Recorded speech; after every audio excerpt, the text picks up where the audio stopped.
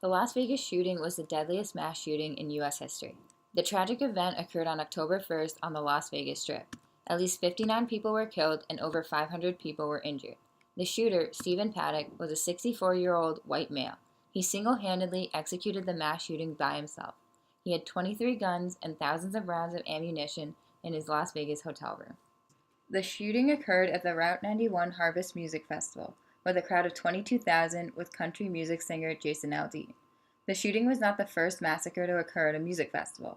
Less than 5 months ago, a suicide bomber imposed horror at an Ariana Grande concert in Manchester, killing more than 20 people.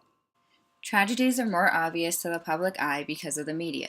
Nowadays, with social media, people are informed of mass shootings as they are occurring. For example, during the Las Vegas shooting, people who were at the shooting were posting real-time videos of the event. Shooting out here.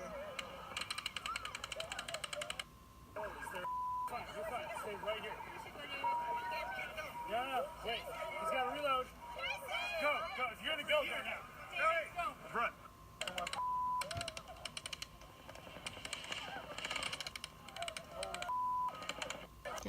Why does it seem like mass shootings are becoming more frequent as time goes on? Are they actually, or are we and the media becoming more keen on looking out and reporting them? The answer is both. Looking from a historical perspective, mass shootings are becoming not only more frequent, but also more deadly.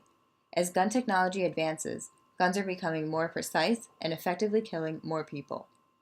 From this graph, you can see how the number of shootings and the number of casualties per shooting has increased from 2007 onwards in comparison to the years before.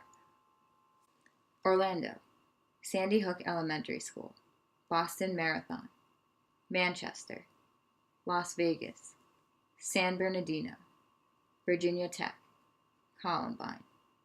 We immediately associate all of these names with tragedy, not as places or events. In sociology, meaning can change over time. Meaning that is originally assigned to a word can drastically change as circumstances or events change.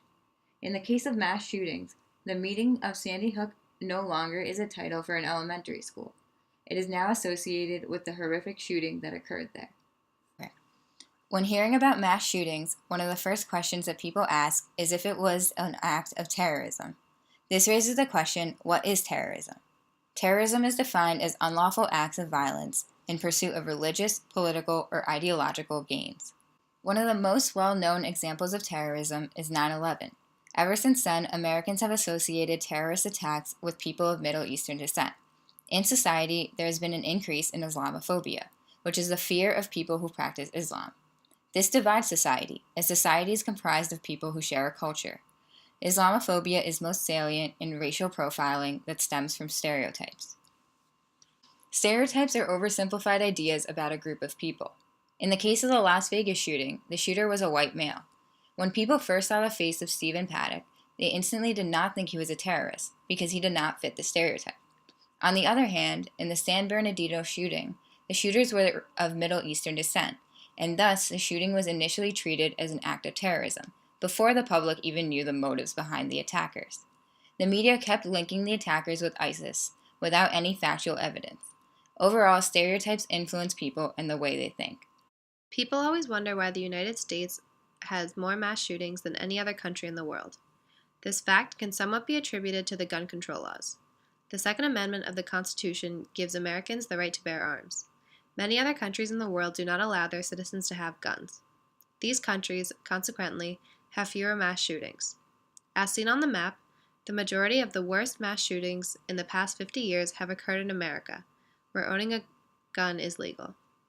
Historically, there was a need to bear arms. When the Constitution was written and the law was created, America was a newly independent nation from Britain, and everyone was prepared to fight the British once again for their sovereignty. Also, people lived farther apart, and they did not have a phone or alarm system to call the police, so guns were more necessary for people to defend themselves and their families. Biographically, gun control is one of the most debated issues today, and this issue alone is often the reason why people affiliate with their chosen political party. American society is split between Democrats and Republicans, and one of the most polarizing issues between these groups is gun control. This can further be seen in Congress, where the two parties are as divided as ever. This partisanship hinders any possible progress on the reform of gun control, as well as other issues. Guns seem to have lost their originally ascribed necessity in society. We no longer need to defend ourselves from countries trying to take over. So why do people still want guns? A major reason is gun culture. Those opposed to gun control often see guns as a part of their identity. The opposers to gun control form their own subculture, which is a group that shares a specific identification apart from the rest of society while still existing in the larger society. They are identified by their passion for firearms and their right to own a weapon. All in all, when viewing the topics of mass shootings and gun control through a sociological lens, we are able to analyze how society is affected by such issues.